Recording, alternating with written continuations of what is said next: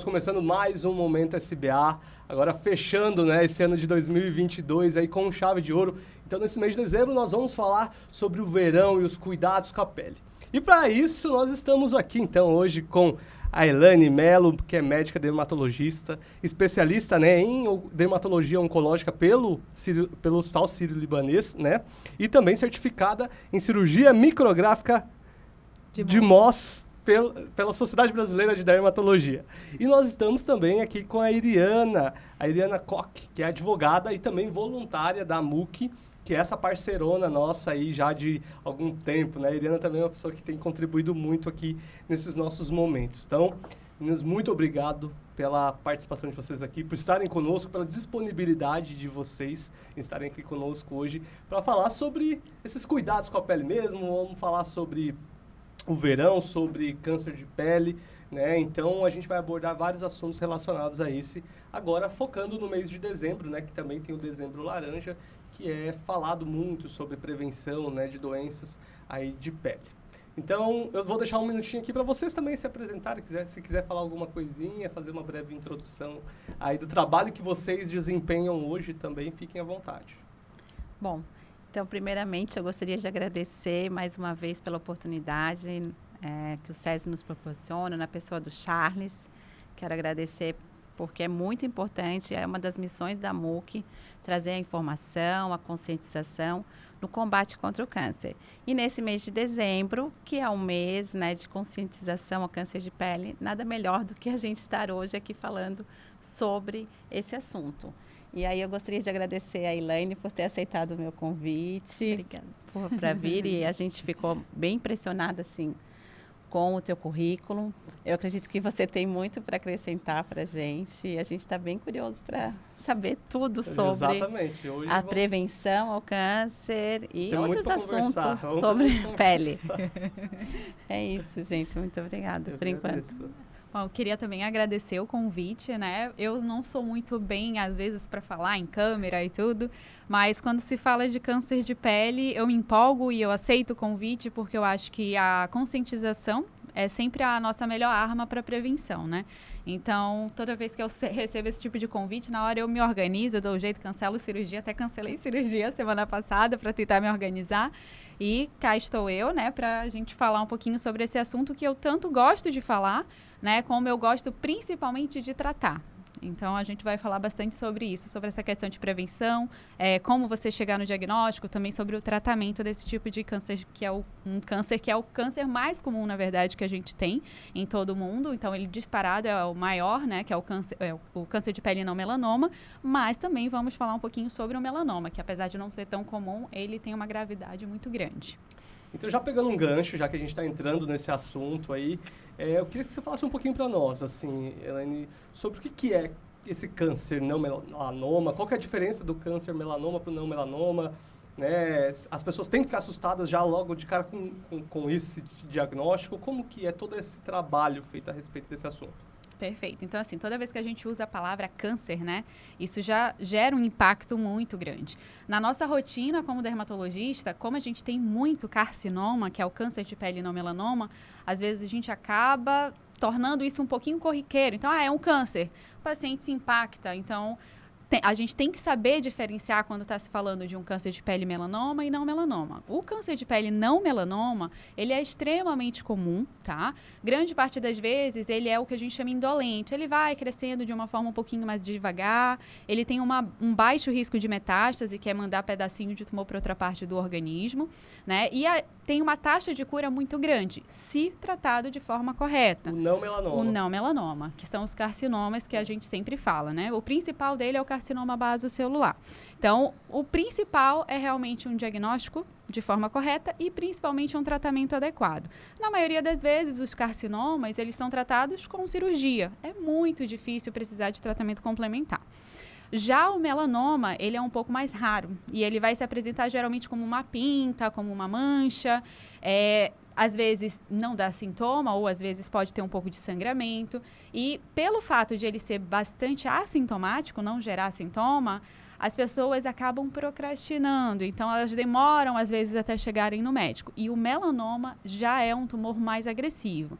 muitas vezes a gente precisa de um tratamento complementar, né? Vai depender muito do quão avançado esse tumor está, né? E dependendo da graduação desse tumor, a gente precisa fazer investigação, porque nesse caso, sim, a gente tem uma alta taxa de metástase. Então, pode mandar pedaço de tumor para outras partes do corpo, cérebro, pulmão, fígado. Então, tudo isso é muito importante. Então, o Dezembro Laranja, na verdade, ele começou mais com essa ideia da prevenção, principalmente voltado ao melanoma, por conta dessa questão do diagnóstico muito tardio. Então, a gente tinha muito isso, demorou muito para chegar, a gente perde um tempo muito precioso. Né? Os carcinomas, a gente muitas vezes, mesmo um pouquinho demorado, a gente ainda consegue resolver, mas o melanoma perdeu tempo, aí a gente fala até a mensagem, né, do Dezembro Laranja, é não espere até sentir na pele. Então, viu ali, tá com suspeita, já corre, porque a gente não pode realmente perder tempo. E o carcinoma, que é esse mais grave, ele também tem uma alta incidência, assim, a gente, em questões de dados, quantificar, assim, é um tipo de câncer também com uma incidência alta? Ou é o que mais, né? É o mais... O carcinoma, né, que é esse que tem uma evolução mais benigna, a gente fala benigna entre aspas, né, porque se não tratado ele se torna muito agressivo, ele tem uma taxa muito grande, então ele é muito comum. Então, se é a gente, o mais comum no mundo. É o mais comum no mundo. O melanoma que é menos. Isso, não, desculpa, era o melanoma, que é o mais agressivo, e né? aí o melanoma o melanoma é menos, mas ele é mais agressivo. Comum. Vamos colocar ali em torno de 3%, é uma taxa muito menor de incidência de câncer. Só que ele tem esse potencial muito mais complicado. Então, ele é mais raro, mas aqui no Sul, a gente tem uma taxa maior de melanoma. Então, eu venho de Manaus, né, que a gente tem uma diferença de incidência e de prevalência desse tipo de tumor. Então, o melanoma, lá na minha região, era muito mais raro do que aqui. Então, quando eu vim, eu me impactei com a quantidade de melanoma que eu estava encontrando. Então, foi algo realmente assustador. Eu até falei assim, vai ver a minha amostra é um pouco viciada, né, por conta da minha especialização. Mas não, é uma rotina. Todo dermatologista vai dar um diagnóstico de melanoma pelo menos uma vez no ano. Então, aqui no Sul, a gente tem uma frequência um pouquinho mais elevada de melanoma. E, assim, trazendo até para essa questão que você trouxe do Sul, o que você acha que interfere? Assim, quais são os fatores que interferem nisso? Não só o que você acha, mas quais são os fatores que interferem, né, nessa doença, na incidência dessa doença, né, em desenvolver isso e tal? Também tem questões hereditárias, não? Quais são os fatores que influenciam? Então, disparado sempre vai ser a exposição solar. E aí a gente vai falar esquecendo até essa questão genética. Então, todo indivíduo que tem uma alta taxa de exposição solar, ele tem automaticamente um risco mais elevado de câncer de pele. Tirando esse fator da exposição, aí a gente tem os fatores adicionais. Tom de pele, né, que é o fototipo. Então, o paciente que tem a pele mais clara, que queima mais do que bronzeia, tem uma tendência maior de ter câncer de pele. Pacientes ruivos, pacientes de olhos claros, cabelos claros, têm uma taxa mais alta, né? E a gente também tem essa questão hereditária. Então, tem algumas mutações que têm a carga genética envolvida que vai fazer com que a pessoa tenha maior risco de ter um câncer de pele. Tá? E até a questão do hábito de exposição solar vai interferir. Então, a gente tem o paciente que é um trabalhador rural, por exemplo, que ele tem uma exposição crônica, e a gente tem aqueles que faz a exposição de lazer. Então, aqueles pacientes que, eu vou para a praia no verão e queimo com frequência no verão. Então, o melanoma está muito associado a essas queimaduras. Então, por isso que a gente sempre frisa. Cuidado no verão, muito cuidado, porque queimadura solar, você aumenta ainda mais o risco de melanoma, né? Aquela exposição crônica, ela aumenta muito o risco do carcinoma espinocelular, por exemplo, entendeu? Mas aquela exposição pontual com queimadura é um fator de risco muito elevado. E aí a gente volta principalmente para a infância e adolescência. Então, a questão do risco de câncer de pele, a gente adquire principalmente naquela faixa etária. Então, eu sempre falo, o paciente vem na consulta e às vezes ele traz o filho, que é clarinho, que eu vejo que a pele está ali, e aí às vezes eles vêm queimadinhos, aí eu já puxo a orelha, tá vendo? Pode ser que ele tenha câncer lá na frente. Carga genética, fototipo e histórico de queimadura solar. Então, é algo que a gente está começando cada vez mais conscientizar as pessoas, né? Então, nessa faixa etária, é muito importante realmente a fotoproteção. Você nota, assim, na sua prática clínica, assim, tem muito caso em crianças também, assim, desse tipo de câncer? O câncer de pele, principalmente os carcinomas, são raríssimos em crianças, tá? A gente tem outros tipos de câncer que são mais comuns nessa faixa etária. E o melanoma, ele é raro, mas pode acontecer. Por isso que tá? o cuidado é sempre, né? Sempre, né? Geralmente, quando ele é mais nessa faixa etária, ele tem mais um padrão genético, né? Não tem aquela questão de exposição solar acumulada ao longo da vida. A exposição solar vai ser um fator de gatilho, mas ele já tinha uma tendência genética àquilo. Então, na infância é muito raro, pode acontecer, mas o fator genético ali que vai ser mais crucial. Tá. E uma pergunta que eu queria fazer Claro. para ela é que as pessoas perguntam muito se o carcinoma ele pode se transformar no melanoma. Não, são mutações, são células totalmente diferentes. Então, o melanoma, ele é um tipo celular, é uma célula que é o melanócito. Então, ele é uma mutação naquela célula. Já os carcinomas são de células de um tecido epitelial, que é o nosso tecido da epiderme, que elas sofrem um processo de mutação. Então, são células diferentes e eles não podem ter uma mutação de um para o outro. O que pode acontecer é que dentro dos carcinomas, às vezes eles podem adquirir aspectos semelhantes. Por exemplo, um carcinoma basocelular, ele começa a modificar e se transformar o que a gente chama de carcinoma basoescamoso ou metatípico. Então, quando eles são carcinomas, eles podem se misturar. Mas carcinoma para melanoma ou vice-versa não pode acontecer. E uma pessoa pode ter a sorte de ter os dois ainda? Sim, tenho muitos pacientes que têm esse azar. Meu Deus do céu. Mas Mas é muito acontece, comum. por Baita exemplo, azar. aquela pessoa que já tem 1, 2, 3 carcinomas, ela tem que tomar mais cuidado. Sim. Para o melanoma também, ela pode ter Para mais chance. para todos, né? O tipo de mutação é diferente, a via de mutação é totalmente diferente, mas lembrar que o principal fator de risco é a exposição solar que ele teve ao longo da vida. Então, se eu tive um carcinoma, significa que eu tive uma exposição solar que gerou mutação. Gerou mutação naquela célula, mas pode ter gerado em outro tipo celular também. Então, se eu tive um carcinoma, eu tenho que ficar atenta porque talvez eu também possa ter um melanoma, né? Então, assim, não pelo fato de elas terem relação entre elas, mas pela carga de mutação ao longo da vida pela exposição solar. Tá? Então, é só a mesma questão de você ter uma atenção. A mesma coisa que eu falo, o paciente que tirou um carcinoma, ele tem 10 vezes mais risco do que a população comum de ter um novo carcinoma. Então, por isso que todo paciente que teve câncer de pele tem que ficar fazendo Monitorar triagem sempre. anualmente. E assim, tem maneiras de prevenir, né? Como que se previne? Fora, claro, né, os cuidados, protetor solar, mas quais são os métodos de prevenção? Perfeito. A principal, realmente, você já respondeu, né? Então, a fotoproteção, quando a gente fala, é o uso de filtro solar, né? Que aí a gente tem filtro químico, filtro físico, que são produtos que a gente aplica na pele que vão ter esse efeito de proteger da radiação ultravioleta. Além disso, a gente pode fazer uso de proteção com materiais, né? Que a gente fala de proteção física, então usar roupa com fator de proteção, chapéu, óculos escuros, tudo isso é importante, tá? E a gente também ter uma educação com relação ao hábito de exposição. Então, mesmo usando todos esses artifícios, se eu for ficar ali exposta ao sol meio-dia, eu posso ter uma queimadura também da mesma forma. Então, tentar evitar aquele horário de maior índice de radiação ultravioleta. Então, evitar ficar ali entre 10 e as 14. Aquele horário, evita ficar exposto ao sol, porque é um momento que você tem maior risco de ter uma queimadura e, consequentemente, desenvolver câncer de pele. E tem um outro tipo de prevenção que a gente fala, que é aquela prevenção que você vai até o profissional para fazer uma triagem. Então, assim, eu tenho histórico de exposição, ou eu tenho histórico pessoal ou familiar de câncer de pele, faz uma avaliação dermatológica de rotina. Isso é algo que eu tenho tido bastante no consultório, muito paciente que chega, vem fazer check-up. Então, é algo que a gente tem que colocar na rotina. Com relação à regulamentação, a partir de que idade que eu tenho que fazer, qual que é a frequência, a gente não tem estabelecido, porque não tem ainda nenhum estudo que comprove a frequência, que tenha um dado estatístico para a gente.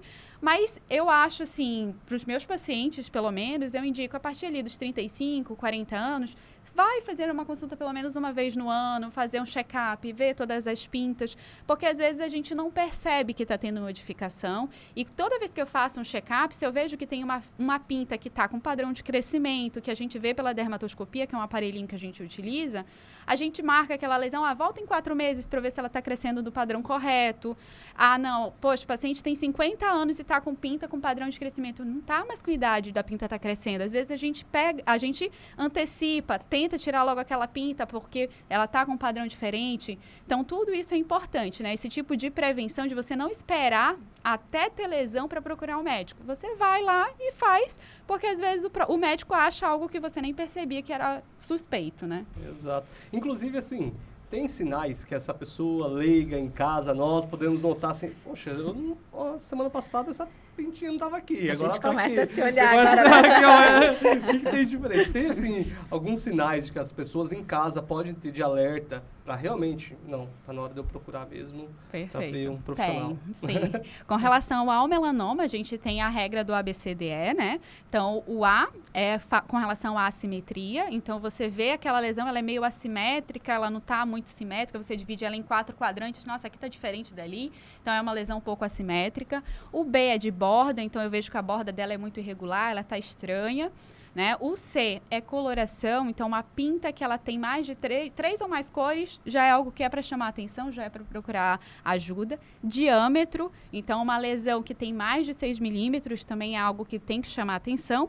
E o E é de evolução, então é uma lesão que ela está modificando, então ela não tem nenhum daqueles outros critérios, mas eu vi, essa pinta era assim, agora ela está ficando assim, agora ela está ficando assim. Então isso é sinal de evolução. Toda pinta que está evoluindo, a gente tem que ficar atento. Esse às vezes, gera um pouco de confusão, principalmente pacientes que estão ali na parte da infância e adolescência, porque é normal a pinta evoluir naquela faixa etária. Então, se você tem mais de 40 anos e a pinta está evoluindo, aí tem que chamar atenção. Na infância e na adolescência, gera muita confusão, porque eles vão modificando. À medida que o paciente vai crescendo, vai sofrendo modificação da pinta. A pinta, às vezes, ela era lisa, ela vai ficando elevada, ela era mais escura, ela vai ficando mais tom da pele. Isso é uma modificação natural de algumas pintas, mas é muito difícil o paciente perceber se é normal, se não é. Então, na dúvida, é melhor procurar o profissional, né? E aí, assim, você até falou aqui já, Elaine, que normalmente, né, no carcinoma, faz ali a retirada, normalmente é mais cirúrgico, né? Uhum. E depois normalmente não precisa, né, de um tratamento adicional. E no caso do melanoma também, como que é feito esse tratamento? Para o pessoal, é tratamento também com quimioterapia, em alguns casos, rádio precisa também, como que é? Perfeito. Então, assim, a gente vai começar, então, um pouquinho sobre... Chegou uma lesão, né? Uma lesão é suspeita. Ela é uma lesão suspeita de quê? De carcinoma, vamos supor. Pela dermatoscopia, muitas vezes, que é o exame da lupinha, a gente olha, assim, pela dermatoscopia. Com certeza é um vaso celular. Se for numa região que é fora de área de alto risco, a gente muitas vezes nem faz biópsia antes. A gente já tira com margem de segurança e já manda, porque a dermatoscopia ela já dá diagnóstico, clínica e dermatoscopia. Então, a gente deu a margem, manda para análise, e aí, na margem, ele vai falar se o tumor saiu todo ou não. Saiu todo, a gente só acompanha, está tudo resolvido. Se for um carcinoma em região de alto risco, que aí a gente define algumas áreas de acordo com uma nomenclatura, né? Então, tem áreas, região ao redor dos olhos, região do nariz, região da orelha, ao redor da boca, são regiões consideradas de alto risco. Então, normalmente, nessas regiões, eu costumo fazer primeiro a biópsia para a gente saber qual que é o tipo de carcinoma basocelular, porque às vezes a gente se engana, pode ser um pouco mais infiltrativo. E aí, nesses casos, tem indicação de cirurgia micrográfica de Mohs, que é uma cirurgia que a gente retira, a gente não dá margem de segurança, a gente dá no máximo 2 milímetros, você retira a lesão, na mesma hora você faz a análise, e aí depois que eu faço essa análise, eu vejo se esse tumor saiu todo, aí sim que eu vou fazer a reconstrução do paciente, que é fechar aquela área que foi retirada a lesão, né? Então, nesses casos, a gente sempre indica a cirurgia micrográfica. Ainda está engatinhando a cirurgia micrográfica no Brasil, né? Então, as pessoas ainda não conhecem, grande parte das pessoas ainda faz cirurgia convencional, mas o mais indicado é fazer micrográfica. Fez ali, resolveu, tá tudo resolvido. Já no melanoma, grande parte das vezes é uma pinta, né? E a gente olha, o ideal é a gente fazer o que a gente chama de biópsia excisional. A gente retira a lesão sem dar margem de segurança. A gente retira a lesão toda, não só um pedacinho. Eu sempre explico para o paciente, é melhor a gente ver o Brasil todo do que ver só lá o interior de Santa Catarina, porque a gente pode achar que a gente está em outro lugar. Então, o ideal é você tirar o Brasil todo, manda para o patologista, e aí ele vai falar para a gente a espessura do tumor. Vai falar outros dados também, mas um dos principais é essa espessura. Dependendo da espessura, Se for tranquilo, a gente faz só uma ampliação, que a gente fala que é tirar mais pele, que é um protocolo para evitar a recidiva, que é evitar que esse tumor volte, e está resolvido, o paciente fica só em acompanhamento clínico.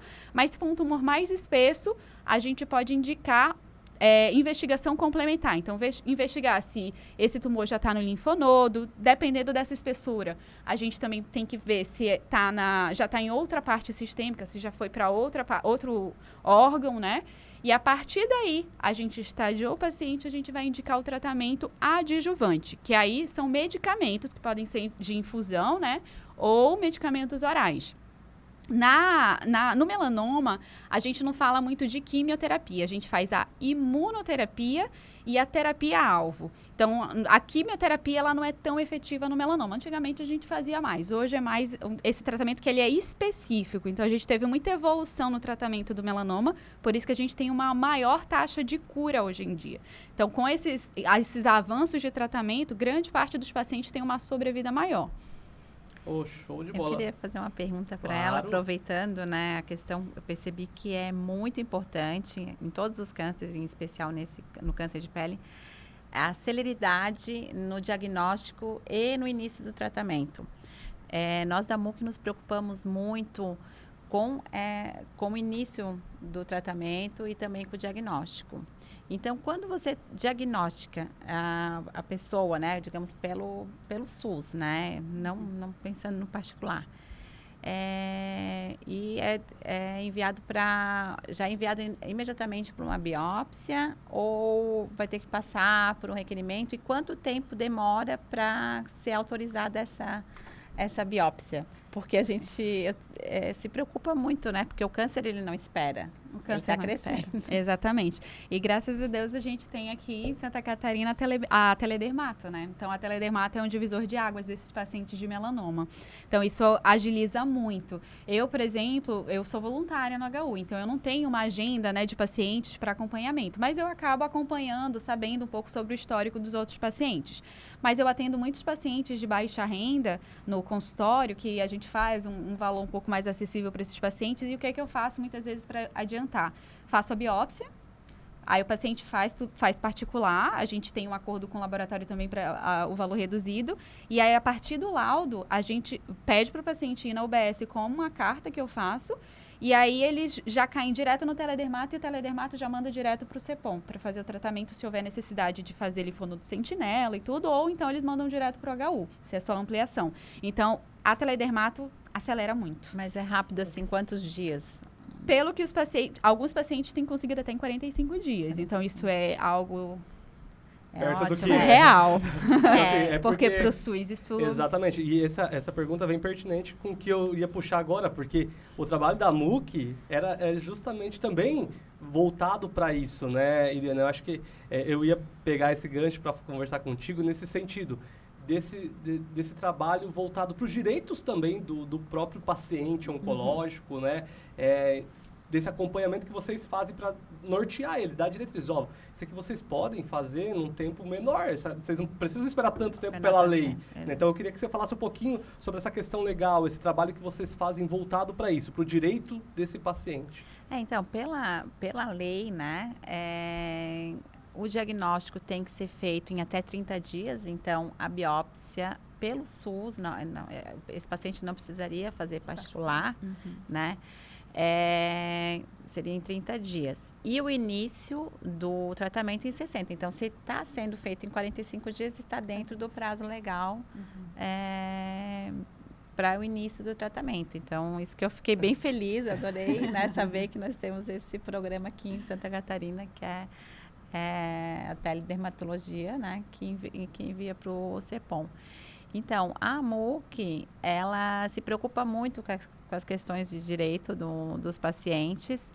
E aí, quando a pessoa já tem o diagnóstico, ela pode vir procurar a MUC para fazer uma consulta jurídica, para saber dos seus direitos, né? Porque quando a gente tem um diagnóstico de câncer, eu acredito, nunca tive, né? Sou voluntária da MUC por amor. Nós temos os voluntários que vieram para o acolhimento da instituição e hoje são voluntários. E tem os voluntários que estão porque querem fazer a diferença, né, na vida das pessoas. E uma das coisas assim que a gente acha relevante é a celeridade, né? A rapidez no início do diagnóstico, principalmente no melanoma, porque cada dia importa, cada dia faz a diferença. Com certeza. Esse trabalho que eu acho que é bem legal, assim, que a MUC faz mesmo, de dar esse suporte, né? Eliana, até você estava me dizendo que vocês têm essa consulta jurídica, por exemplo. Sim, é gratuita, esse paciente, né? Que tiver interesse em entender um pouco mais sobre os direitos dele, né, sobre como que dá celeridade ao processo, vocês têm esse acompanhamento lá, né? Exatamente, nós temos uma advogada voluntária que atende presencialmente, online. Nós temos aqui uma cartilha também dos direitos dos pacientes com câncer, que foi compilada pelas voluntárias também, advogadas do projeto. E a gente está à disposição, né? Estamos abertos, se a pessoa precisar marcar uma consulta, e é um trabalho gratuito, né? Que a MUC realiza. Então, claro, se necessitar entrar judicialmente, também a gente faz esse trabalho judicial, e a gente está à disposição. Vale lembrar, né? Porque a gente até estava conversando ali, Dani, antes, que muita gente conheceu a MUC por conta das campanhas que tem algumas campanhas que são muito fortes, como a do Outubro Rosa, por exemplo. Exatamente. Né? Não lembra da MUC Outubro Rosa, pensa só, trabalho só com câncer de mama. Mas não, vocês realizam esse tipo de promoção da saúde para diversos tipos de câncer. Para todos os tipos de câncer. Inclusive, esse suporte é para todo tipo de câncer.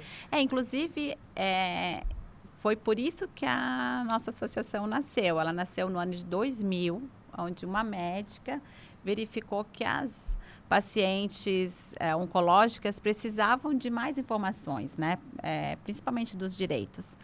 Porque a pessoa, quando ela recebe esse diagnóstico, ela fica, assim, transtornada, né? Por mais que as pessoas falem, que o próprio médico fale, ela sai dali sem chão. Então, a MUC nasceu disso, de uma necessidade, dessa médica que verificou a necessidade de informação e acolhimento dos pacientes, né? Então, isso ocorreu no ano de 2000, e aí no ano de 2009 que iniciou a campanha Outubro Rosa, por isso que a MUC é super conhecida, né? Pelo Outubro Rosa, mas esse atendimento ocorre durante todo o ano e para todos os tipos de câncer. Legal. Queria aproveitar até fazer uma pergunta. Claro, aqui é para isso mesmo.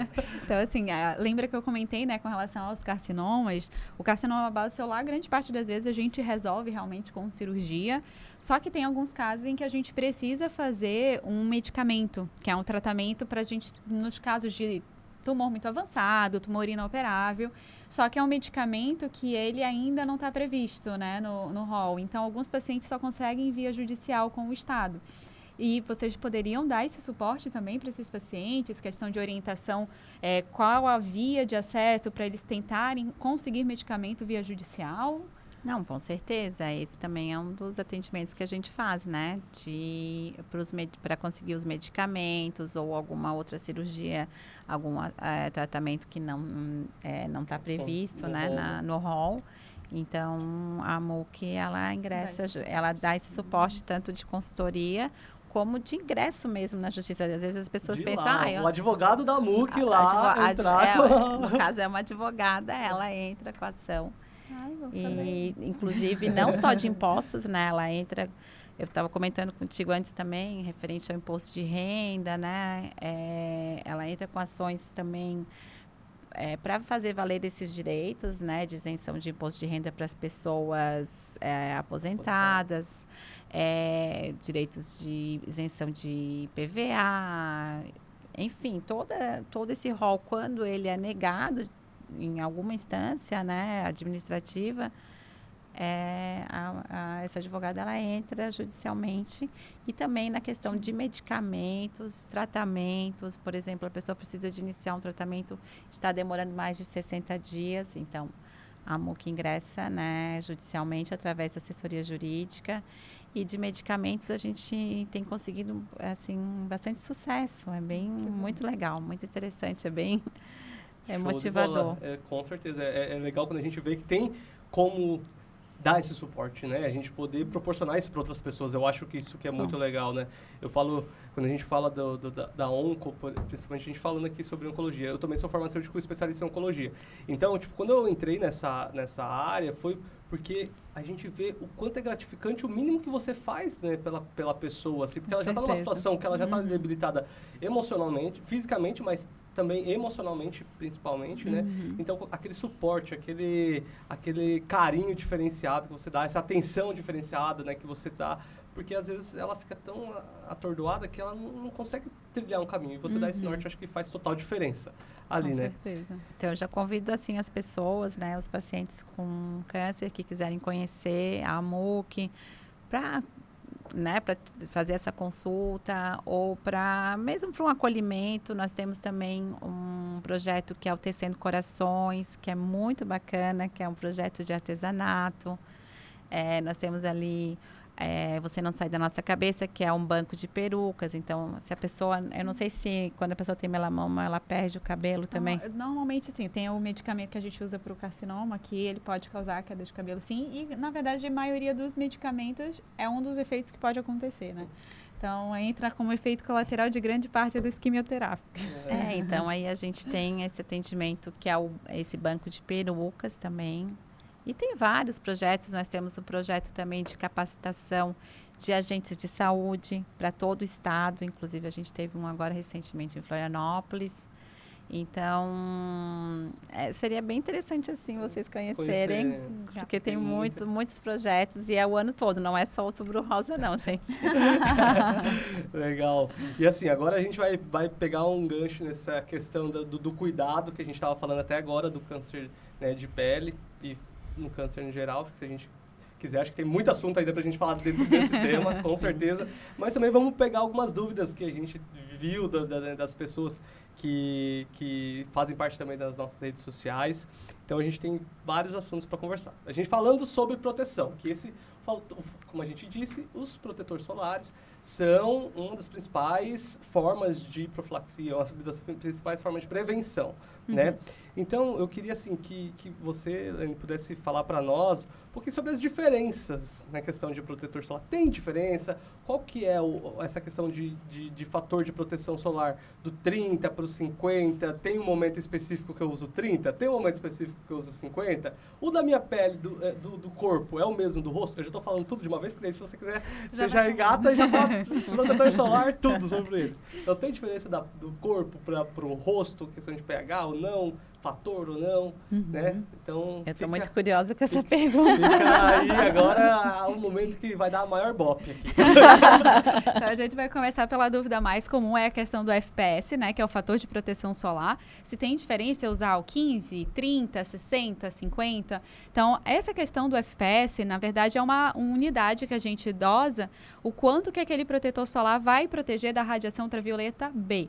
Tá? Então, é o tempo que você vai levar exposto ao sol para fazer uma queimadura solar. Então, o protetor solar, isso vai depender principalmente do fototipo da pele. Então, o paciente que tem um tom de pele muito claro, ficou exposto ao sol, em 5 minutos queimou, então ele vai pegar um fator, por exemplo, 30. Então, ele vai pegar 30 vezes 5, que é o tempo que ele leva para queimar, e aí ele vai com o protetor, é aquele período que ele vai ter uma queimadura solar. Então, quanto maior esse fator, significa que eu aumento o meu tempo até levar uma queimadura solar, tá? Só que a gente sempre acaba orientando reaplicar a cada 2 horas. Porque, assim, a gente tem questão de oleosidade, suor, água. Então, tudo isso faz com que grande parte do protetor vai saindo com o tempo. Então, se eu uso um fator 99, não significa que eu vou passar o dia todo exposto ao sol e que eu não vou me queimar. Porque, com o tempo, ele vai perdendo a eficácia por conta da resistência a essas substâncias. Então, a gente, de praxe, acaba orientando sempre a reaplicar a cada 2 horas. Então, o paciente que tem a pele muito clara, o ideal é que ele pegue ali um fator intermediário. Normalmente eu indico, dependendo do tom de pele ali, mas os mais clarinhos a partir de 60 por segurança, e reaplicar a cada 2 horas. E outra coisa importante é a quantidade, porque assim, as pessoas falam, vou usar os 60 e aí eu vou passar umas gotinhas só. Então, essas gotinhas não vão conseguir chegar nesse fator 60. Então, na verdade, eu acabo orientando sempre usar um fator alto para ver se eu consigo pelo menos aquele fator 30, sabe? Em questão de quantidade. Então, isso que a gente tem que pensar. Então, não, eu uso o fator 50 e eu sou bem generosa na aplicação, tranquilo. Então, aplica o de 50 e reaplica a cada 2 horas que tá tudo bem. É isso tá? que eu queria te perguntar, porque eu tenho costume, assim, de pegar, nos meus filhos, né, que são muito clarinhos, assim, é aplicar, e bastante eles reclamam, né, e depois deixar absorver. Eu queria saber também, assim, qual é a forma de aplicação, assim, se eu tô certa bem, ou se eu sou muito exagerada. Mesmo. Se eu sou exagerada, pelo não menos... Não precisa, assim, deixar branco igual uma pasta, mas você vai espalhando aquele produto. Mas que depois ele entra Exatamente, porque assim, o protetor, ele tem o protetor físico e o protetor que é químico. Então, o químico, ele deixa essa cosmética mais suave. Então, você que é farmacêutica, você vai entender o que eu tô falando, né? Então, assim, ele vai deixar a cosmética melhor, ele deixa um pouquinho mais translúcido o produto. Já o protetor físico, ele faz uma barreira de proteção. Então, é aquele produto, assim, né? Aquele que a gente produto usava mais denso, mais mais branco, que ele é mais difícil de espalhar. Então, significa que ele tem um fator físico maior, tá? Então, isso vai modificar um pouquinho a forma de aplicação. Mas não, eu geralmente oriento espalhar bem, mas também não é para ficar passando a mão várias vezes, porque chega um momento que tu começa a tirar o protetor. Então, aplica e deixa um pouquinho ali para a pele absorver. Então, a forma que tu falaste é uma forma bem indicada. Tá? E a questão também de próximo aos olhos, assim, o que a doutora tem que ter recomenda, muito assim? cuidado essa região, porque assim, a pele da pálpebra é uma pele muito sensível e a gente tem muito protetor, principalmente por conta do filtro químico, que para ele agir, ele faz uma reação química. Exatamente. Então, é por isso que ele arde nos olhos às vezes. Então, a gente tem que ter um pouquinho de cuidado nessa aplicação e o ideal é óculos escuros, né? Então, a gente poupa um pouquinho essa região da pálpebra na aplicação e aí coloca os óculos escuros para fazer a proteção da região ocular. Então, seria o mais indicado. E com relação àquela tua pergunta, né? Rosto e corpo é diferente? Sim, por quê? No rosto, a gente tem que ter muito cuidado que alguns produtos, eles vão ser o que a gente chama de... eles vão ocluir os poros. Então, eles vão ter aquele efeito de formar cravos, de fazer acne. Então, nem todo produto que a gente aplica no corpo pode ser aplicado no rosto. Mas o inverso pode. Então, todo que pode passar no rosto, a gente pode passar no corpo. Só que qual que é a grande questão? Eles são muito mais caros. Exatamente. Então, a gente não vai fazer isso, né? Então, a gente tem até alguns produtos. Ele é rosto e corpo. Isso significa que é um produto oil free, que ele tem os cuidados para evitar que não tem esse poder de fazer os cravinhos na face, de não fazer acne. Então, tudo que não é comedogênico, né? Que é o que a gente fala. Então, pode aplicar. Mas se na embalagem não fala que é rosto e corpo, tem que ter muito cuidado, porque se pegar o produto do corpo e passar no rosto, pode te dar acne, pode dar oleosidade, então tudo isso tem que ter cuidado. Uma outra coisa que eu queria frisar também do protetor é porque a gente acaba falando muito do FPS, né? Só que lembra que eu falei que ele protege de UVB. E a gente também tem que ter proteção UVA, que é outro tipo de radiação. UVA, a radiação ultravioleta está presente durante todo o dia. Então, não é só naquele período ali do solzão. Então, ele que atravessa a nuvem, que a gente estava conversando até de dias nublados. Então, ele atravessa a nuvem, ele atravessa vidros. Então, ele também atinge a nossa pele mesmo em dias nublados. E o UVA, ele está mais associado a envelhecimento de pele. Então, assim, todo mundo que chega no consultório falando, eu queria começar a fazer cuidado anti-idade. Qual que é o primeiro produto? Protetor solar. E tem que ser um protetor de amplo espectro, ele tem que proteger de UVA, porque senão a gente vai ter um envelhecimento de pele precoce. Tem alguns estudos novos mostrando que o UVA também aumenta o risco de câncer de pele. Então, a gente tem que proteger dos dois tipos de radiação. E a gente entra no terceiro fator, que aí são para aqueles pacientes que têm mais tendência à mancha, que é a luz visível. Então, a luz visível hoje, principalmente a luz azul, está muito associada a surgimento de manchas. Então, tem cada vez mais se falado de usar protetor solar que tenha cor, que tenha pigmento, que é o óxido de ferro. Então, quanto maior a quantidade de óxido de ferro, mais eu vou filtrar essa luz visível e menor o risco de formação de manchas na pele. Então, paciente com melasma, paciente que tem acne, que faz aquelas manchas de acne, então é mais indicado usar um protetor com cor. Ah, tá. Então, e assim, inclusive para UVA, a gente falou que... Então, procurar um protetor solar que tenha lá no rótulo proteção UVA e UVB, né? Então, até um cuidado para as mães que levam as crianças. Tem aquelas blusas que tem aquela contra a radiação mesmo, né? Isso, que venha com a marcação de proteção de radiação ultravioleta. Isso, ok, Perfeito. Pode continuar usando, né, mães? Deve continuar usando. E muitos perguntam, doutora, mas assim, usando essa blusa, eu preciso passar protetor? Precisa, eles vão se somar. Então, o ideal é a gente usar os dois. Não tá usando, Iriana? Você coloca a camisa, não passa o protetor embaixo, né? Assim, não coloco, nunca coloquei, gente. E assim, essas luzes que você falou da luz azul ali também, a gente entra dentro a luz do notebook, da televisão em casa, a luz de casa, essa luz que está aqui no estúdio, também nós temos que nos proteger, passar um protetorzinho solar?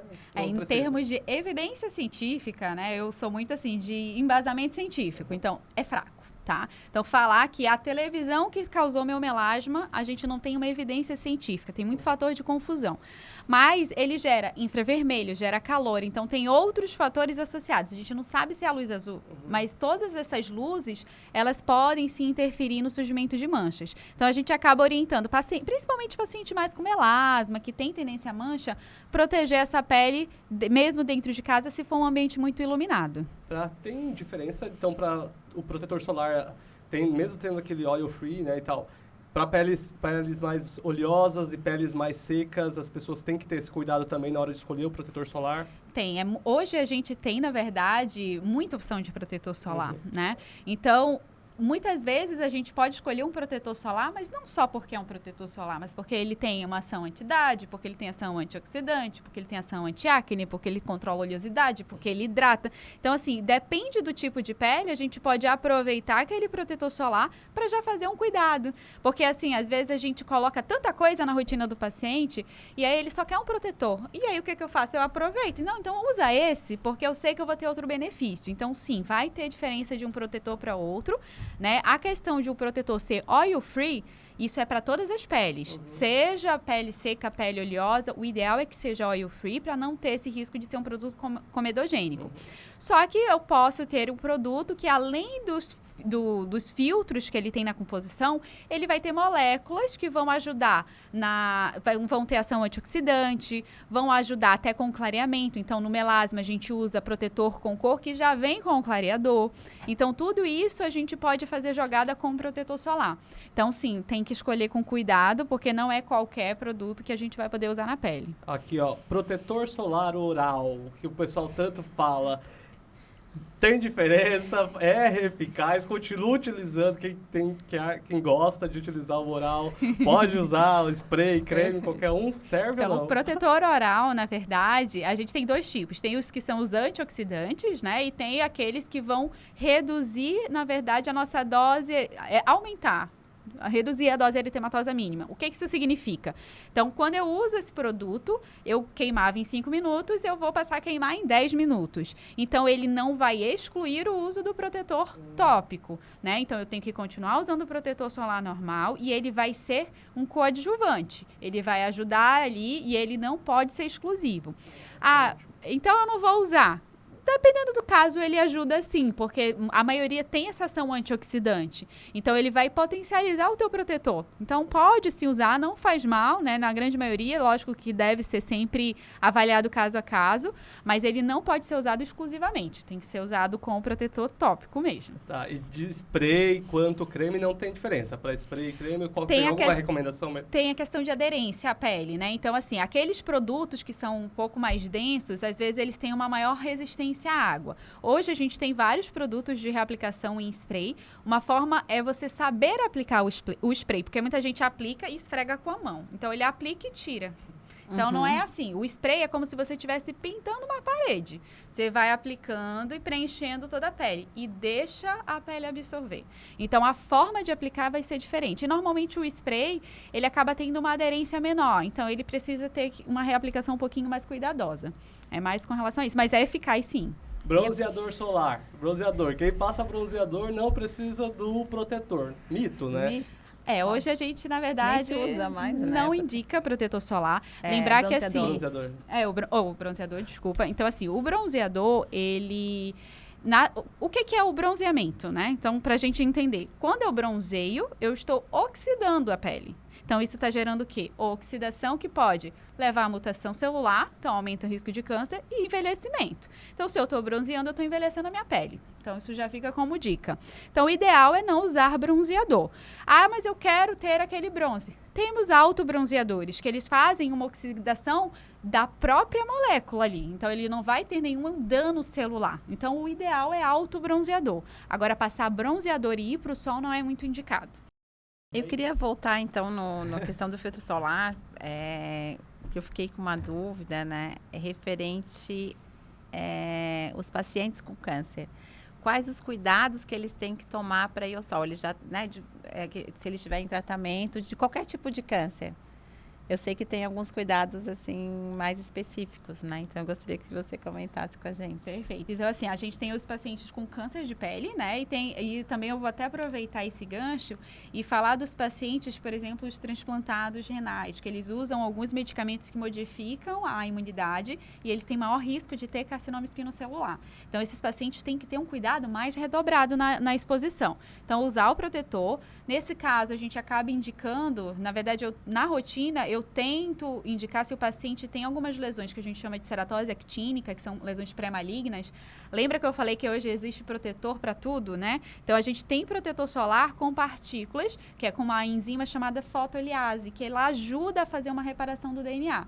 Então, nesses casos, eu acabo usando mais esse tipo de protetor solar. Ele geralmente vem com um fator mais alto, um FPS mais elevado, mas eu opto por eles porque tem essa partícula que é a fotoeliase. Não vai fazer um milagre, né? Tem paciente que usa, mas isso vai fazer sumir as minhas ceratoses? Não, mas ele vai reduzir um pouco esse dano, então eu acabo associando. E fazer principalmente uso de chapéu, né? Óculos, roupa de proteção, então esse cuidado Não se expor ao sol naqueles horários mais críticos, né? Falando nisso, né? Mas só para terminar essa questão da proteção ali, deu uma queimadinha, pós-sol, água termal, posso utilizar tranquilamente, né? Sim, o ideal é sempre prevenir, né? Uhum. Mas a gente sabe que às vezes acaba acontecendo. Então, lembrar principalmente da hidratação, porque a queimadura solar, a gente não pode esquecer também da insolação, né? Que a pessoa passa bem mal, então pode ter vários sintomas. Então, ingerir bastante água, fazer essa parte da hidratação, fazer a hidratação da pele, então usar hidratantes e usar reparadores. Então, a gente tem vários reparadores, tem o pós-sol. A água termal, ela tem mais um efeito para refrescar aquela pele, então tá sentindo arder, então ele ajuda bastante nessa questão de sintoma, mas focar bastante em reparador de pele, né? E questão de hidratante, eu sempre explico para os pacientes. Existe hidratante que tem mais aquele efeito cosmético, né? Que você passa mais para ficar com cheirinho, para ficar com aquela sensação gostosa na pele, e a gente tem hidratante que tem mais ação de reparação da pele. Então, nesses casos, a gente tem que usar hidratante reparador. Então, são hidratantes mais com efeito dermatológico. Então, tem que ter essa diferenciação também. Elaine, não sei se você já chegou na Seriana, também já vai ter ouvido eu falar alguma vez, e já pegou no consultório o pessoal falar que não, esse negócio das 10 às 2 é balela. Já falaram que a gente pode ficar com os braços abertos 15 minutinhos ali durante esse horário do meio-dia, com a língua para fora, que é muito melhor. Você já ouviu falar sobre isso, esse negócio dos 15 minutinhos nesse horário da de vitamina do D, sal, né? O pessoal fala da vitamina D. É porque todo mundo fala isso por conta da questão da vitamina D, né? Exato. Então, a questão do tempo de exposição tem muito a ver com o tom de pele. Então, 15 minutos numa pele negra vai ser diferente de 15 minutos num albino. Então, a gente tem que ter muito cuidado com esses 15 minutos. E assim, eu sou dermatologista e a minha especialidade é em câncer. Então, às vezes eu falo para os pacientes, eu prefiro fazer suplementação de vitamina D oral, né? Do que você ficar ali se expondo, fazendo queimadura e daqui a pouco aparecer um câncer de pele e isso vai trazer uns malefícios muito importantes. Então, assim, isso é um pouco complicado.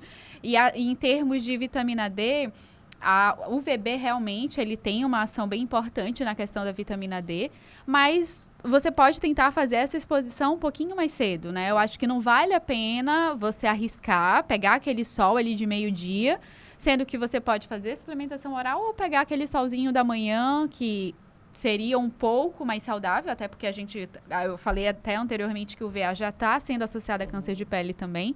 Então, a gente tem que ter um pouco mais de cuidado com relação a isso. Perfeito. E eu lembrei agora, quando você falou de bronzeamento, uma coisa que era proibida tempos atrás e hoje está muito em alta é o bronzeamento artificial. Eu fico muito preocupada com essa questão. E eu pego muito paciente com complicação de bronzeamento no consultório, inclusive, tá? Recentemente teve uma que apareceu. Então, eles usam, às vezes, fotossensibilizantes, né? Que são substâncias que vão reagir com aquelas lâmpadas que eles colocam na câmara para fazer o bronzeamento da pele. Então, assim, não é permitido. Eles fazem algumas mudanças ali da regulamentação para poder começar a fazer, mas não é permitido, tá? Tem muita clínica de estética fazendo, mas não é aprovado no Brasil. Perfeito, mas então tinha sido proibido, continua proibido, então. Proibido. Ah, eu o que achei... mudou foi o jeitinho brasileiro. O famoso jeitinho Gente, brasileiro. É impressionante isso, eu achei até que tinha sido liberado. Não, é o jeitinho brasileiro mesmo. E agora, assim, só pra gente também já caminhando pros finalmente, cuidados com acne são muito... acne é algo muito comum, tem um período, né, o período da adolescência ali, isso acaba que evidenciando mais. Os cuidados que as pessoas devem ter também com esse problema aí, que são as acnes. Não é só um problema estético, né? O acne, geralmente, quando eu falo, né, que eu trato mais doença, lembrem que acne é sim doença, não é algo estético, e deve ser tratado, deve ser acompanhado, porque isso a longo prazo pode causar cicatrizes, isso gera muito estigma para o paciente, né? Então, a acne, ela é uma doença de pele, e ela é uma doença que a gente fala multifatorial. Tem muitos fatores que vão estar envolvidos nela. Então, tem a parte hormonal, por isso que tem essa questão da adolescência, mas a gente sabe que tem fatores como fator genético que está envolvido. Hoje, a gente já tem comprovação científica da relação entre alimentação, sono, rotina, então o estresse também, principalmente a acne da mulher adulta, está sendo algo de rotina em consultório. A gente tem muito o que a gente chama da acne da mulher adulta, que é aquela acne de padrão mais hormonal, que não é que a pessoa tenha alteração hormonal, é que a pele tem maior receptores naquela região, então ela vai reagir de forma diferente. Então, eu tenho pacientes que tem no período pré-menstrual, mas dormiu mal, já vai ter problema de inflamação. Teve uma alimentação que fugiu um pouquinho, foi um pouco mais desregrada, vai ter piora. Então, toda vez que a gente fala de acne, a gente tem que falar em qualidade de vida. Então, assim como a gente fala hoje na psoríase, na hidradenite, que é uma doença inflamatória de pele, então, hábito de vida saudável vai refletir diretamente na pele, tá? Então, cuidados de rotina, paciente com acne, eu sempre começo com mudança de estilo de vida, então esse é um dos fatores bem importantes, e os cuidados com a pele. Às vezes, por incrível que pareça, só esses cuidados muitas vezes resolve na maioria dos casos. Então, sabonete de pele adequado, protetor solar adequado. Antigamente a gente falava assim, a pele oleosa não precisa hidratar, a gente vai só ficar tirando essa oleosidade. Hoje a gente sabe que não, que na verdade aquela oleosidade que está ali não é uma oleosidade saudável. Então a gente tem que reparar essa pele, e a gente faz isso por meio de hidratantes, lógico que próprio para aquela pele, para a gente ir reeducando essa pele, para a gente fazer ela entender que ela não precisa produzir tanta oleosidade. Então, tudo é questão de acompanhamento. Ótimo. E assim, a gente vê, né, vários lugares aí fazendo tratamentos com ativos para melasma. Vamos pegar um exemplo do melasma, né? Ativos aqui a gente coloca um ácido aqui, já resolve o seu problema de melasma. Não, isso aí também é um problema que tem que ser acompanhado, porque o melasma não é só atacar uns ácidos lá e vai sumir, né? Esse tipo de mancha, né? Exatamente. Tem paciente que chega no consultório falando assim, doutor, eu vim porque eu quero tirar meu melasma. Aí eu já começo a consultar, olha, a gente não tira o melasma. O melasma é uma doença crônica. A gente vai clarear seu melasma, eu vou te deixar sem mancha, mas se você relaxar do tratamento, a mancha vai voltar. Então, não confia naquele protocolo milagroso que vai tirar o melasma. Se alguém te falar isso, foge, porque não é verdade, tá? Vai clarear? Provavelmente vai. Ele vai fazer uma descamação, vai melhorar. Dá 2 meses, a pele tá pior de novo. E às vezes vem até pior do que era antes. Então, é uma doença que ela deve ser tratada com cautela. Hoje também a gente evoluiu muito no conhecimento sobre o melasma. Então, a gente sabe que tem também, assim como a acne, está envolvido muito fator. Até o próprio envelhecimento da pele está associado ao melasma. Então, é uma doença que ela deve ser sempre acompanhada e principalmente o tratamento é individualizado. O que eu passei para um não vai ser a mesma coisa que eu passei para o outro. Cada pele vai responder de um jeito, tá? Então isso é muito importante. Show de bola. Gente, Se deixasse aqui, a gente ia conversar muito mais Sim, sobre esse assunto, que tem muita coisa, tem muita dúvida de muita gente. Vamos falando, vai me dando insight aqui o tempo todo para perguntar sobre as coisas, mas eu vou me segurar. Então, assim, agora a gente está caminhando para o final, realmente. Lá no fundo da edição, depois o João vai colocar aquela... então, assim, eu queria que vocês também, então, fizessem as considerações finais de vocês, para a gente já caminhar para o finalmente. Já de antemão, eu queria agradecer muito, muito mesmo vocês por estarem aqui conosco. Eu acho que foi um papo muito legal, muito enriquecedor, assim, em questões de conteúdo, de informação, né, de clareza para as pessoas que estão nos assistindo. Então, muito obrigado mesmo. Acho que foi bem, bem legal, bem proveitoso esse momento aqui com vocês.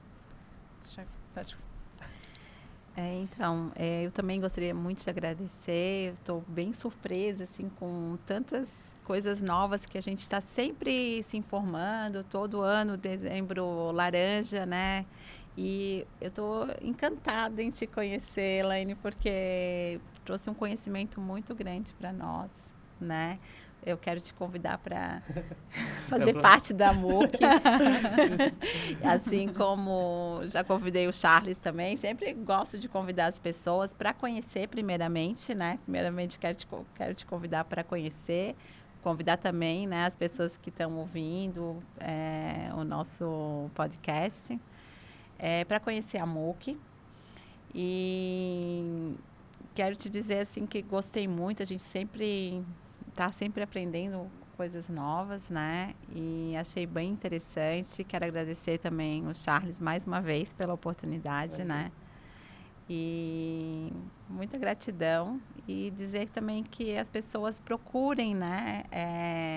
Se conscientizar, utilizar o filtro solar, buscar as consultas, né, anuais com o dermatologista e se prevenir contra o câncer, né? Porque o câncer realmente ele é uma doença assim que impacta na vida da pessoa, na vida da família. E o ideal é a prevenção. É isso que eu gostaria de falar. Perfeito. Queria agradecer primeiramente o convite, né? Então, assim, realmente eu me senti honrada pela oportunidade de falar, como eu falei no início, falar de um tema que eu tanto gosto, né? Que é a prevenção do câncer de pele, falar sobre o tratamento. Com relação aos ouvintes, eu queria falar assim, apesar da gente falar corriqueiramente de câncer, tente manter a calma, né? O câncer de pele, principalmente quando a gente fala do câncer não melanoma, é um câncer que tem cura. Então, o diagnóstico precoce é importante. Procura sempre o seu médico, o seu dermatologista de confiança. Então, essa parte da prevenção e diagnóstico precoce é o que a gente tem muito falado sempre na campanha do Dezembro Laranja. Fico agradecida mesmo, de verdade, por falar também de outros assuntos que eu gosto muito de falar. De fotoproteção é um dos assuntos que eu mais gosto. Na verdade, eu gosto de pegar, às vezes, rótulo de protetor e ficar lendo para ver os componentes, de ver o que é que tem de proteção de coral. Eu gosto muito dessas coisas, até porque eu gosto de estar ali no meio aquático. Então, para mim, é muito importante. Aquele dali tem produtos que vão agredir corais, não? Então, isso eu acho bem legal. Falar também de acne é um assunto que eu sempre fui apaixonada desde a época da residência, porque a gente tem aquela visão de que é algo estético, mas quando você recebe o seu paciente, que você começou o tratamento, você vê que o paciente entra no consultório de cabeça baixa e no final do tratamento ele sai sorrindo com a cabeça elevada, ou seja, ele está se olhando no espelho e está feliz. Isso é muito importante, né? Porque isso vai facilitar na questão de socialização, qualidade de vida. Então, tudo isso é muito importante. Então, é isso. E para lembrar que a mensagem do Dezembro Laranja é: não espere até sentir na pele. Show de bola. Então, prevenção sempre é a melhor saída.